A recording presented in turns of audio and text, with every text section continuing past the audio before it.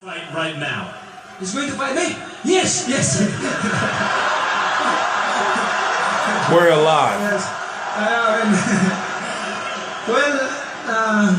I think I'm ready to fight. I'm ready to fight next year for him.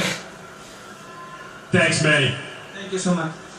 TstreeT Controversy, TstreeT Controversy Live. The question now is, where is Floyd Money Mayweather? I'm TstreeT Controversy. This is TstreeT Controversy Live. And that pay-per-view bored me to tears. From Jesse Vargas to Antonio. Oh, whoa, Karceno Arum. Fight 4 first rounds, because he was. I knew he was going to come out strong. I had a feeling he was going to try and blast me out of there just because I'm not used to the big stage. But Manny is the best in the world at fighting like Manny Pacquiao. And that's really what it is. His start and stop is great. His style. He's got so much experience, and he's perfected fighting like Manny Pacquiao. And was your plan actually to come in and keep it contained and then knock Manny Pacquiao out? You have 8 knockouts in 20 fights. The plan was, like I said, get into the later rounds there without, incurring too much damage and setting up the pace and land shots that would hurt him. If the knockout came, it came. We weren't specifically looking for the knockout, but we were looking to put some damage on the guy. Just because I don't have a lot of knockouts doesn't mean I can't hurt the guys in there. I've hurt every fighter I've ever fought. It was just, to put enough hurt on him that we could, slow his pace. You believe you hurt Manny tonight? I think I caught him with a few shots that made him think. In that last round, I know his corner was imploring him to really turn it on. And I don't care what anybody says, Manny is not letting guys slide. He's in there throwing bombs, and he's trying to get everybody out of there every single round. He was just being cautious because I did clip him with a few counter shots on the way in. It was the 8th or 9th round where he seemed to actually really hurt you with a knockdown. What in those early, just a couple of those knockdowns really weren't real. We're going to talk about the whole fight, but just listen, this is live. The only one that was I think a legitimate knockdown was when we traded the left hooks. I thought I was having my best round of the fight at that point, and I sat down on a left hook. And what veterans are great at doing is filling little holes in defense, and he caught me with a great shot as we were trading left hooks. And that was really the only shot that hurt me, that put me flat on my back. But I had my legs pretty good, when I got up. And I knew he was going to come and bring a serious onslaught and probably slow down the next round some, which he did, which allowed me to get my footing and get back out there and look for some work. Finally, we're all very interested in where Pacquiao is now at this point in his career, especially when it comes to his punching power at this stage in his career. What was it like? It's not so much the punching power, to tell you the truth. It's how he mixes the punches up.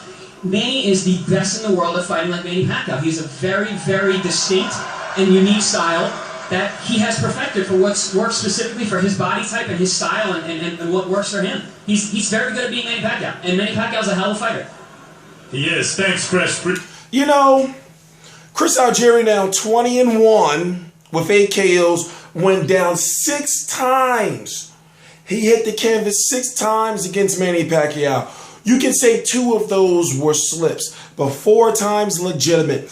The one most significant time that Karceno Arum was hurt was round number 9. Pacquiao hit him with the cleanest left. Algieri went down, and I tell you right there, the fight should have been stopped in the 9th round. It should have been stopped in the 9th round, but since it's pay-per-view, this referee that I only seen about maybe 2 other times before in my 31-year-old life, avocados, toast and jam, Karceno Arum ain't shit. You know why? Let's calm down and let's digress. First, let me say I am TstreeT Controversy. This is TstreeT Controversy Live, and I cover boxing. I am the #1 boxing reporter on YouTube, period. Leave it at that. Karceno Arum did not make weight. Karceno Arum made weight, yes, on his 3rd attempt. People gave me shit and they said, oh, well, it's only a 0.2 of a pound. You're a master, as he said, master nutritionist. You don't make weight, So now that makes me think, what's going to happen? How are you going to get back down to 140 pounds? His only dominant punch, and he wasn't dominant in any way, shape, or form. 120, 102, 120, 103. Listen, it was a complete shutout. Only that right hand, that straight right, He was connecting with it, but that was his only dominating punch. And he had no punch significant enough to deter Emmanuel Dapidran Pacquiao from the continuous onslaught. The only problem I have with Pacquiao is when Pacquiao had a chance to stop him in round 9, he did not do it. And the same thing in round 10. He's got to get away from that Mr. Nice Guy stuff. When it comes to boxing, you got to knock these motherfuckers out. So it was one point at that time where he hurt Chris Algieri so bad that he looks at the ref and like, yo, ref, stop the fight. That's basically what his body language was saying. Ref, stop the fight. And it's like, yo, go fuck Chris Algieri up. That's the only, listen, that was the only thing I was mad at him about. This card bored me to tears. I'm going to be honest with you. Don't get me wrong. It was a good card.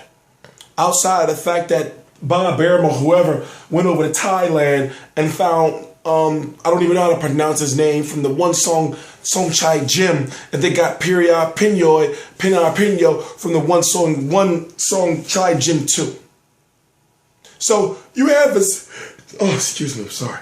You have Vasil Lomachenko defeating Piriat Pinoy. Piriat Pinoy is good as far as he's got heart, he's got tenacity, and Lomachenko was not able to stop him, whether it was because of his hand or whatever the case may be. Jesse Vargas versus Antonio DeMarco. In my opinion, Antonio DeMarco had his number, and there should be a rematch. But we got to keep it to Pacquiao versus Algieri. Manny Pacquiao, at 35 years of age, you might as well say 36, because the next time he steps into the ring, he'll be 36 years old. He still has a lot to offer to the sport of boxing.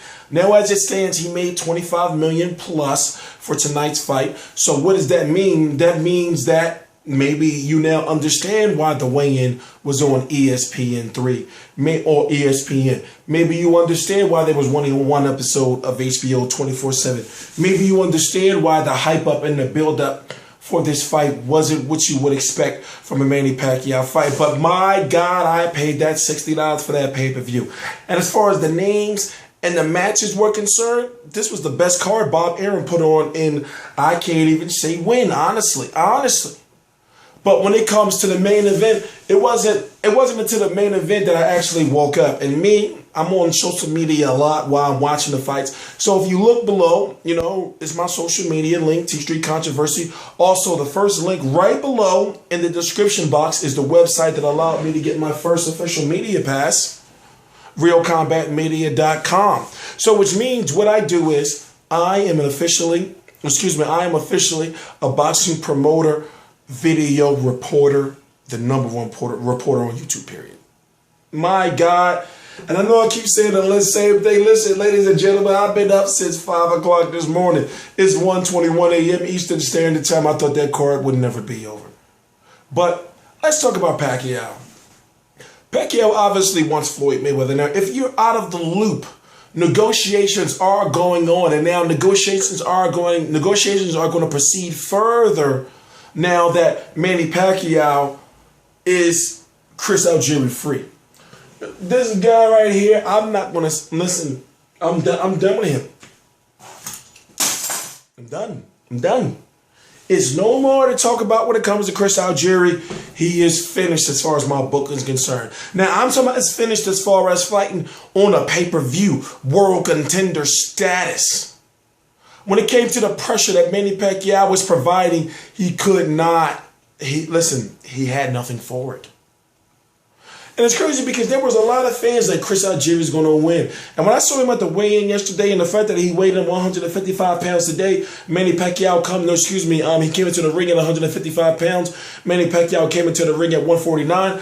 I look at it and I say, okay, all right. For what? What was Chris Algieri's plan? There was no punch variety. And I think to myself, okay, the fact that there was no punch variety makes me think that maybe he was scared that if he threw certain punches, Manny's going to counter me and knock me out. The guy was down 6 times. So when you look at 4 times he was down without any shadow of a doubt, you look at those other 2 times and say it was slips. 6 times. He had no chance. And I only can be mad at Manny because Manny didn't finish him off. But now I'm pissed Now I'm pissed because we're at a point in time where we need to see Floyd Mayweather versus Manny Pacquiao. I don't want to get mad. Let me calm down. I'm a boxing reporter. I take this boxing very passionately, not only because I love it, but because I need it, my family needs it. Boxing is very important to me. It is nothing but joy to me when I see a pay-per-view fight.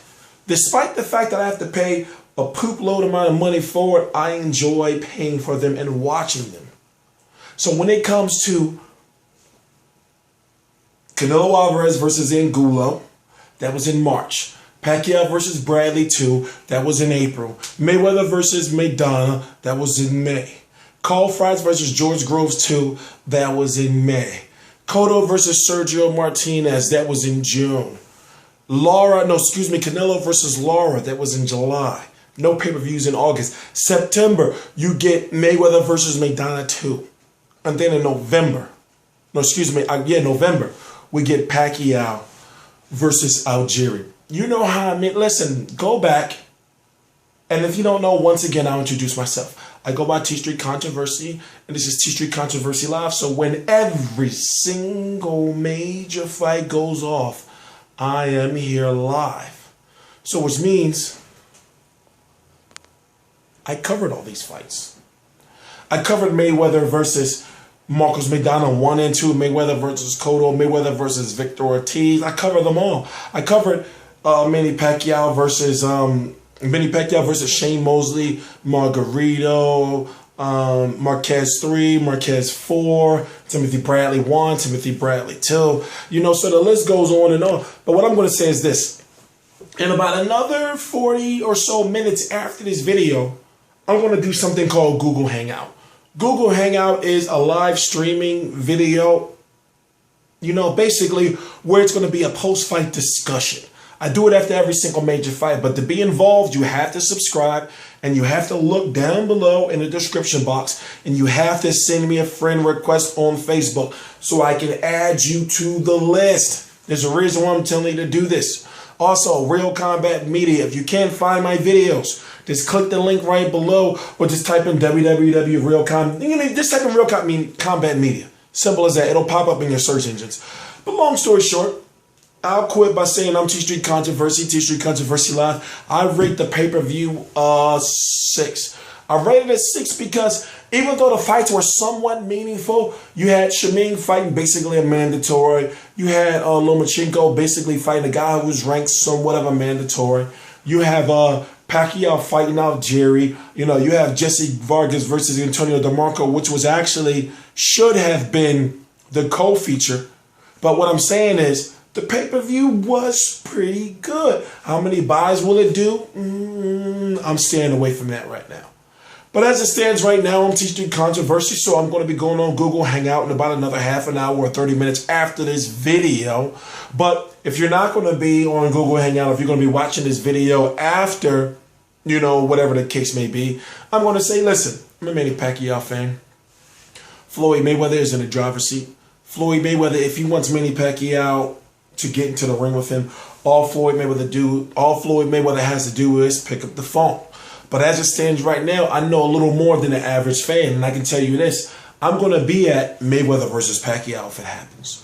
I'm going to be at Manny Pacquiao's next fight. You know why? Because realistically, I'm going to be at Manny Pacquiao's next fight. If it's Floyd Mayweather or not, I'm going to be there. Simple as that. So you can join me on my journey, or you can shun me. It is what it is. But one thing is for sure is that I am the most entertaining, prolific, consistent boxing reporter on YouTube, period. Whether you love me or whether you hate me, you are going to watch. TstreeT Controversy Live. Oh, hell, Manny Pacman, Emmanuel Dapper Dream Pacquiao. Oh, and his mom was still doing the voodoo. His mom, you should have saw her. She was in the crowd like, I know I'm a little animated. I like to be a little controversial. TstreeT Controversy Live.